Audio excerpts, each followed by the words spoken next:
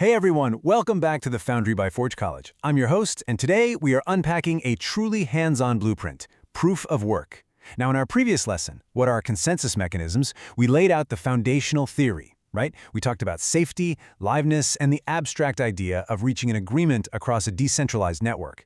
Well, today, we're putting on our hard hats. We are walking straight onto the factory floor to look at the actual grinding mechanics of proof of work. It's the brilliant, heavy-duty engine that practically invented the modern blockchain, and, coincidentally, is responsible for a lot of very loud cooling fans. Okay, let's dive right into this. Here's our itinerary for the factory tour today. We'll start with a recap of the consensus challenge, examine the core engine of cryptographic puzzles, meet the difficulty adjustment foreman, see how this plays out in the real world, and finally, audit the security costs and attack vectors. All right, stop number one, a super quick recap of the consensus challenge. We know we need a way to ensure the network stays safe and live, but the fundamental question, the absolute crux of the problem that early blockchains had to solve, is this. How do we elect a leader to propose the next block when there is literally no boss? Without a central authority, anyone could just raise their hand, claim they should be the next leader, and potentially flood the entire network with conflicting histories. Enter proof of work. In its simplest terms, it's a consensus mechanism that achieves agreement by tying cryptographic effort directly to block production.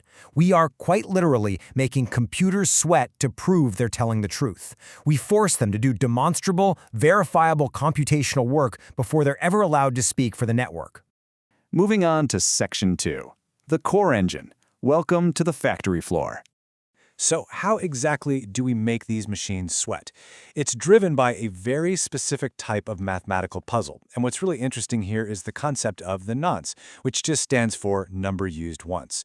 You can think of it like the combination dial on a massive, unimaginably complex padlock.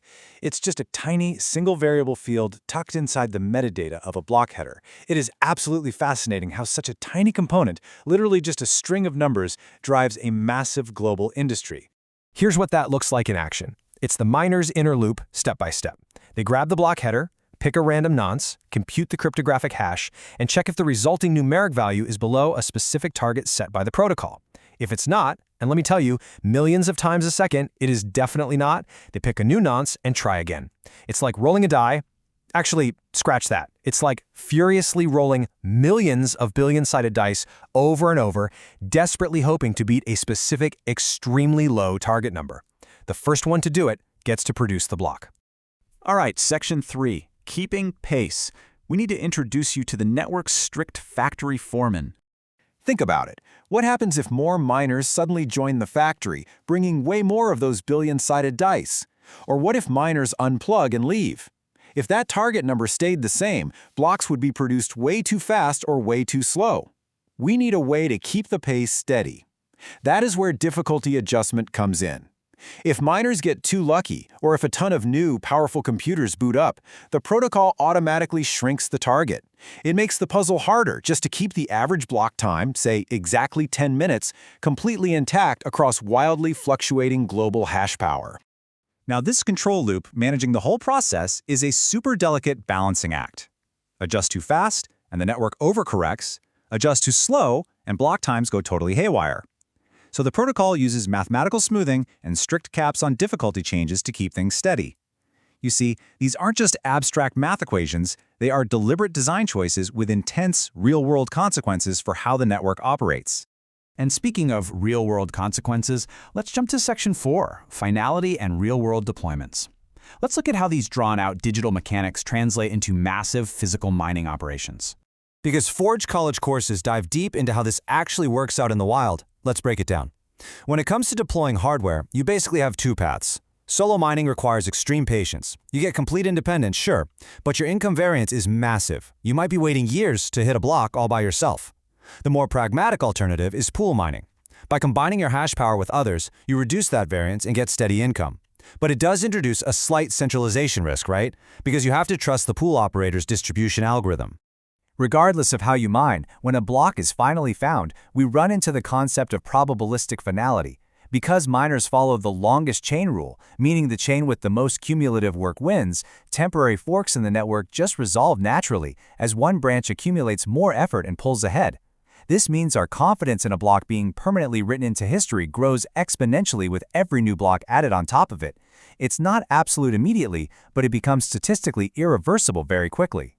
And that brings us to the magic number, 6. 6 is the widely accepted heuristic number of confirmations required for high-value safety.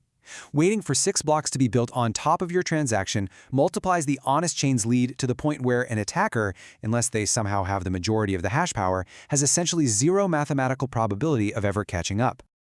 Okay, Section 5. Attacks and operational costs. Because what if an attacker does have a massive amount of power? Let's look at the vulnerabilities. The most famous vulnerability here is a 51% attack, where an entity overtakes the honest hash power just to rewrite history. There's also selfish mining, where an attacker finds blocks but deliberately withholds them from the network to waste the honest miner's time. But here's the ultimate mitigation. To pull off these attacks, corporate saboteurs literally must redo the honest network's cumulative work. To rewrite history, you essentially have to outcompute the entire globe. And outcomputing the globe is prohibitively expensive. Proof of work is a global industrial process. It involves a massive arms race of specialized ASIC hardware. It demands staggering electricity procurement. And honestly, the heat dissipation demands are so intense that the massive cooling fans needed for a commercial mining farm could practically blow you over. In proof of work, decentralization and security scale directly with raw energy and heavy capital expenditure. And this brilliantly illustrates the grand technical ledger of the whole system. Just look at how beautifully everything balances here. Leader selection requires a nonce, which provides weight proportional to work but costs massive energy. Finality relies on cumulative work, decreasing reversibility, but the cost grows with the global hash rate. It's a completely closed loop.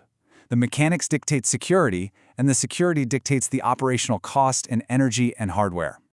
All right, let's begin the wrap-up of our blueprint tour today with our conclusion and key takeaways. We've seen the factory floor, we met the foreman, and we audited the electricity bills. So, the absolutely crucial point to take away from this explainer is this. Proof of work is a mechanism that converts raw, chaotic computational effort into measurable, cumulative, and highly structured network security. The operational trade-offs we discussed, the high energy usage, the latency, the extremely specialized hardware, they aren't bugs in the system. They are the literal necessary price paid to maintain decentralized security without a boss. But of course, innovators never stop tweaking the blueprint, which leaves us with a fascinating idea for the future of consensus. Which brings us to a provocative question to ponder. How do finality, security, and the physical footprint of the network change if we completely remove the computational work and replace it with economic stake? Well, to find out, and to master countless other Web3 topics, visit forge.college to join our community. I'm your host, keep exploring, and I'll see you in the next Explain.